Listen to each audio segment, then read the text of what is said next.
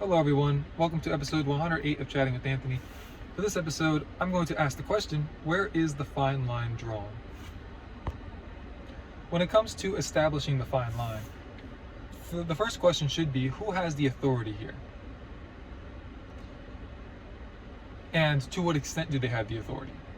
For example, your supervisor and the CEO of the company you work for both have authority, but obviously the CEO is going to have more authority than the supervisor.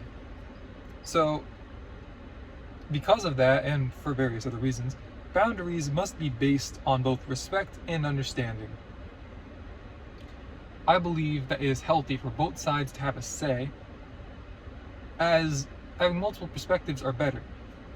Now, what is also needed within that is someone to rightly divide the difference between just the perspective itself and the utilization of the perspective.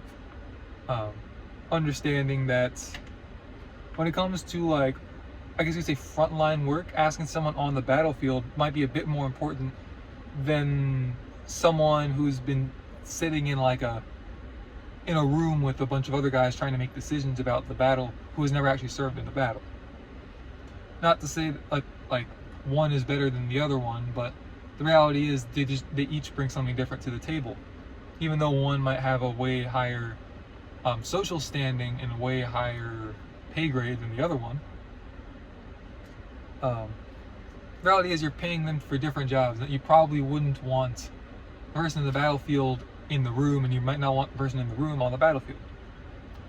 So having somebody who understands how to divide that is crucial when it comes to trying to set up these boundaries and finding the middle ground in terms of the various perspectives. And I think within this, you also need to address the why behind what they think. I think that if you can address the why, you can sometimes see that people aren't ill-intentioned, but just misinformed. And so if you can correct the thought process behind whatever someone's thinking, then you can easily go from there, I think. I don't want to say easily go from there, but you have a greater ability to move forward and to address why we might head this direction when you really want it to go this direction. And when this concept is followed, I believe that both sides will feel understood and even possibly motivated to work together in the future. If you have two perspectives and you lean 100% towards one person's perspective, the other person might feel degraded.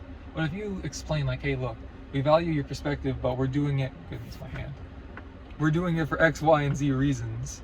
And your mindset has actually greatly helped us in regards to our thought process in the future for various decisions that we'd have to make. Then that's going to go a lot farther than just, yeah, we're going to go that way. Thanks for the input, though. You help them understand, and you also make them feel involved, even though you're basically just telling them no. I